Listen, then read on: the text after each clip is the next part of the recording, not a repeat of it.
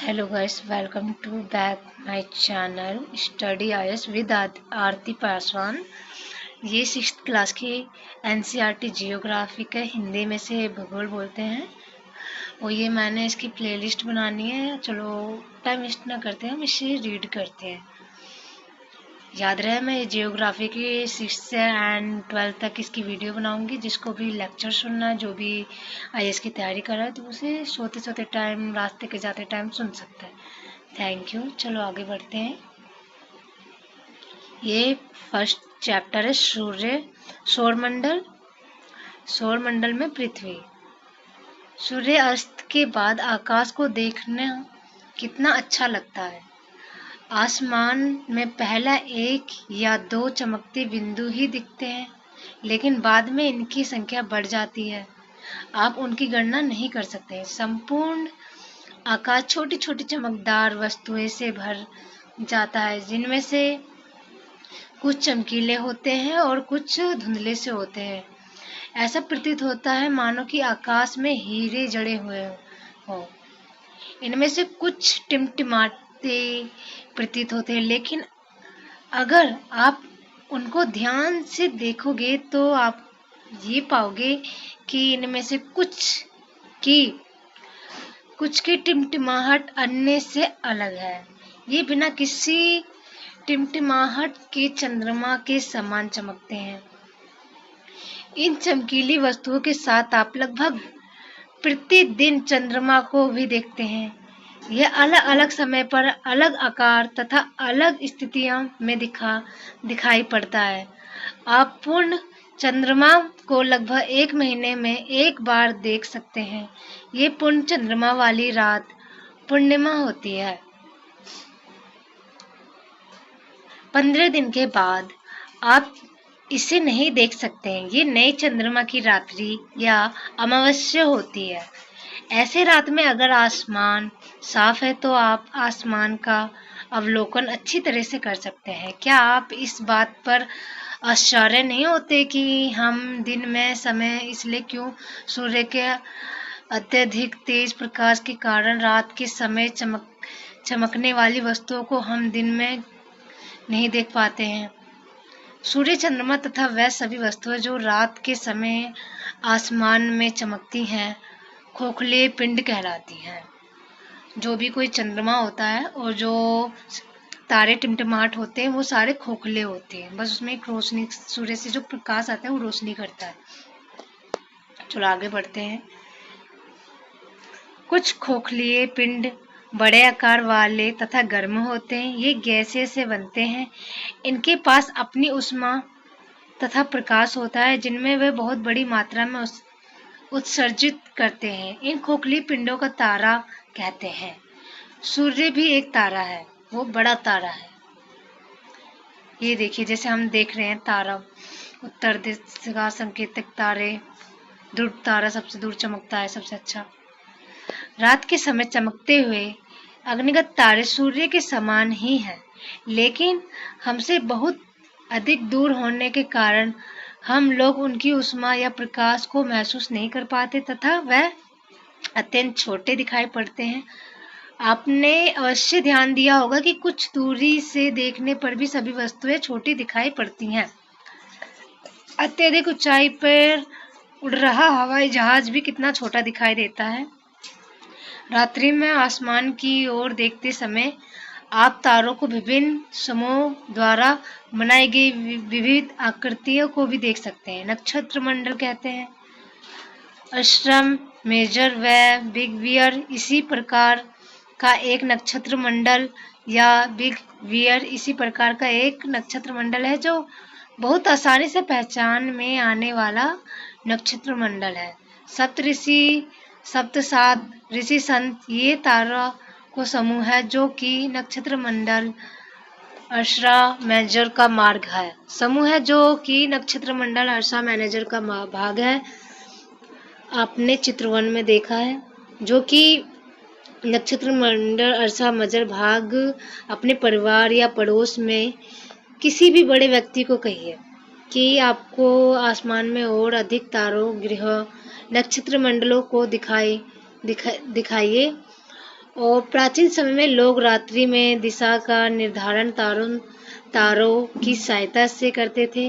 उत्तरी तारा उत्तर दिशा बताता था और ध्रुव तारा कहा जाता था कि ये आसमान में हमेशा एक ही स्थान पर रहता है। हम सप्तऋषि की सहायता से ध्रुव तारे की स्थिति की जान सकते हैं। चित्र में आप देखने की यदि सप्तऋषि की मंडल के संकेत के तारों को आपस में मिलते हुए एक काल्पनिक रेखा खींचिए एवं उसे की ओर बढ़ाया जाए तो ये ध्रुव तारे और इंगित करेंगे। कुछ खगोलीय पिंड अपना प्रकाश एवं ऊष्मा नहीं होता, वह तारों प्रकाशित होते हैं, ऐसे पिंड ग्रह कहते हैं। ग्रह जिसे अंग्रेजी में प्लेनेट कहते हैं। ग्रीक भाषा प्लेनेटाइड शब्द बना है जिसका अर्थ है परिभ्रमण अर्थ। तारों को घूमने वाला पृथ्वी जिस पर हम रहते हैं वह एक ग्रह है। यह अपना संपूर्ण प्रकाश ऊष्मा सूर्य से प्राप्त करती है। जो पृथ्वी के नजदीक का तारा है वो पृथ्वी को बहुत अधिक दूरी से, जैसे चंद्रमा से देखने पर ये चंद्रमा की तरह चमकती हुई प्रतीत होती है। ये सारी ग्रहों की फोटो है।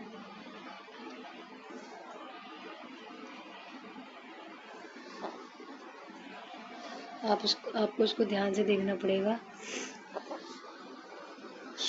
पहला है, घूम गया, आगे बढ़ते हैं, इसको आप ध्यान से देख लेना। आसमान में देखने वाले चंद्रमा एक उपग्रह है। ये हमारी पृथ्वी का सहचर है तथा इसके चारों ओर चक्कर लगाता है। हमारी पृथ्वी के समान 7 अन्य ग्रह हैं जो सूर्य से प्रकाश एवं ऊष्मा प्राप्त होते हैं। उनमें से कुछ पास अपने चंद्रमा भी हैं।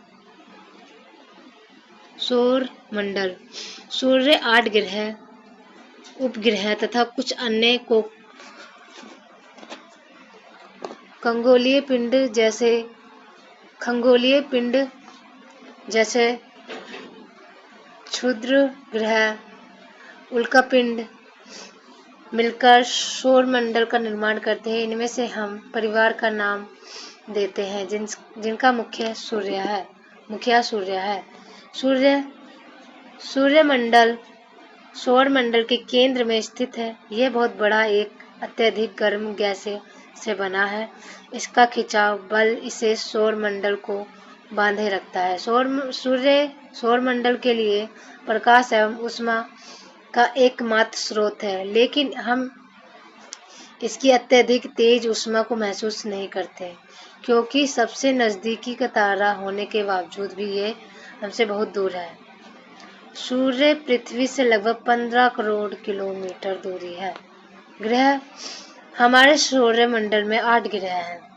सूर्य से दूरी अनुसार वह बुध, शुक्र, पृथ्वी, मंगल, बृहस्पति, शनि, यूरेनस तथा युपचियन। सूर्य से उनकी दूरी के अनुसार अंग्रेजी में ग्रहों के नाम याद रखने का आसान तरीका। My very affluent mother just served nuts। सौर मंडल के सभी 8 ग्रह के निश्चित पथ सूर्य का चक्कर लगाते हैं। ये रास्ते दीर्घ वृत्ताकार में फैले हुए हैं। ये कक्षा कहते हैं कि बुध सूर्य से सबसे नजदीक है। अपनी कक्षा में सूर्य के चारों ओर एक चक्कर लगाने का केवल 88 दिन लगते हैं। शुक्र को पृथ्वी का जुड़वा ग्रह माना जाता है क्योंकि इसका आकार आकृति में लगभग पृथ्वी की ही समान है। अभी तक प्लेटो में एक ग्रह माना जाता है, परंतु अंतर्राष्ट्रीय खगोलीय संगठन के अपनी बैठक 2006 अगस्त में यह निर्णय लिए गए कि कुछ समय पहले खोजे गए हैं खगोलीय पिंड 2003 सीरस तथा प्लेटो बौने ग्रह कह सकते हैं। पृथ्वी सूर्य से दूरी के हिसाब से पृथ्वी तीसरा ग्रह है। आकार में यह पांचवा सबसे बड़ा ग्रह है। ये ध्रुव के पास थोड़ी चिपटी है। यही कारण है कि इसके आकार में भू अभाव कहा जा सकता है। भू अभाव का अर्थ है पृथ्वी के समान आकार। जीवन के लिए अनुकूल परिस्थितियां संभव केवल पृथ्वी पर ही पाई जाती हैं। पृथ्वी ना अधिक गर्म है, ना ही अधिक ठंडी। ये पानी एवं वायु में उपस्थित है और जो हमारे जीवन के लिए आवश्यक है। वायु में जीवन के लिए आवश्यक गैस जैसे ऑक्सीजन मौजूद है। इन्हीं कारणों से पृथ्वी सौरमंडल का सबसे अद्भुत ग्रह है। अंतरिक्ष में देखने पर पृथ्वी नीले रंग की दिखाई पड़ती है क्योंकि इसके 2/3 सतह पानी से ढकी हुई है और इसलिए इसे नीला ग्रह भी कहा जाता है। चंद्रमा हमारी पृथ्वी के पास केवल एक ही उपग्रह है। चंद्रमा इसका व्यास पृथ्वी के व्यास का केवल 1/4। यह कितना बड़ा इसलिए प्रतीत होता है क्योंकि यह हमारे ग्रह से अन्य खगोलीय पिंडों में अपेक्षा नजदीक है। ये हमसे लगभग 3,84,400 किलोमीटर दूर है। अब तक आप पृथ्वी से सूर्य चंद्रमा की दूरियां की तुलना कीजिए। उपग्रह एक खोले पिंड है जो ग्रहों के चारों ओर उसी प्रकार का चक्कर लगाता है जिस प्रकार का सूर्य चारों ओर चक्कर लगाता है। मानव निर्मित उपग्रह एक कृत्रिम पिंड है। यह वैज्ञानिकों के द्वारा बनाया गया है जिसका उपयोग ब्रह्मांड के बारे में जानकारी प्राप्त करने के लिए एवं पृथ्वी पर संचार माध्यम के लिए किया जाता है। इसे रॉकेट के द्वारा अंतरिक्ष में भेजा जाता है और पृथ्वी की कक्षा में स्थापित कर दिया जाता है। अंतरिक्ष में उपस्थित कुछ भारतीय उपग्रह इनसैट, IRS, एडुटेस्ट इत्यादि।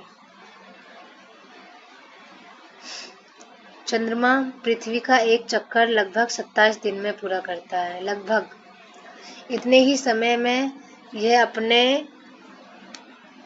अपने अक्ष पर एक चक्कर ही पूरा करता है। इसके परिणाम स्वरूप पृथ्वी में हम चंद्रमा का केवल एक ही भाग दिखाई पड़ता है। चंद्रमा की पृथ्वी जीवन के लिए अनुकूल नहीं है। इनकी सतह पर पर्वत मैदान, गड्ढे और चंद्रमा की सतह पर छाया बनी है। पूर्णिमा में दिन चंद्रमा पर इनकी छाया को देखा जा सकता है।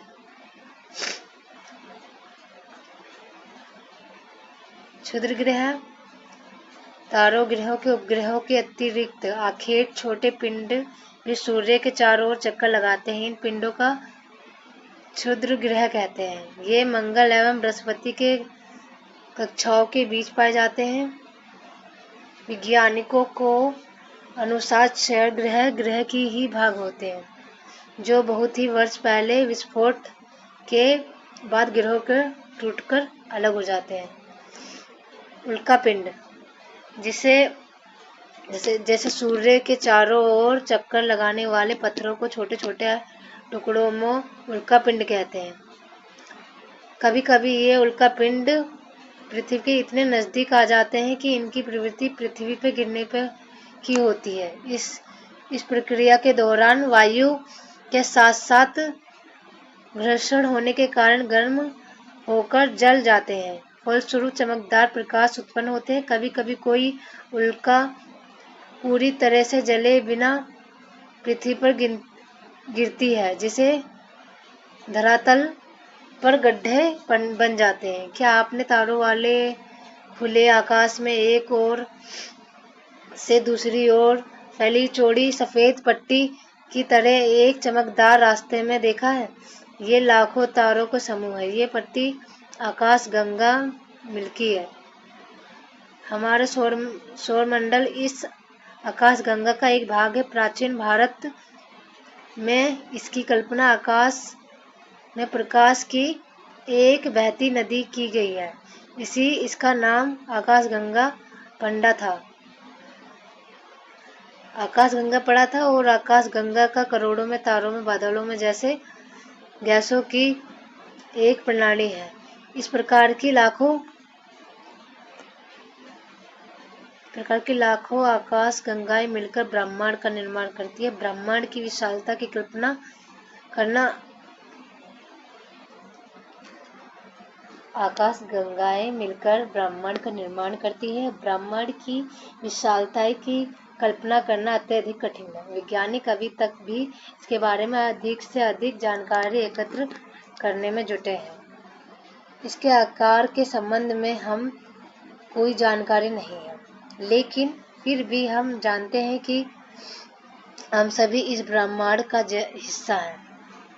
क्या आप ब्रह्मांड के साथ अपने संबंध को बता सकते हैं? आप पृथ्वी पर हैं तथा पृथ्वी सौर मंडल का एक भाग है। हमारा सौर मंडल आकाशगंगा मिल्की है, इसका एक भाग है जो ब्रह्मांड का हिस्सा है। ब्रह्मांड से जुड़े इस तथ्य के ऊपर विचार कीजिए और इससे लाखों आकाश या आकाश गंगाएं मौजूद है। इस चित्र को ध्यान से कहा जा सकता है। पृथ्वी, सौरमंडल, आकाशगंगा, ब्रह्मांड, इन सभी से मिला है ब्रह्मांड।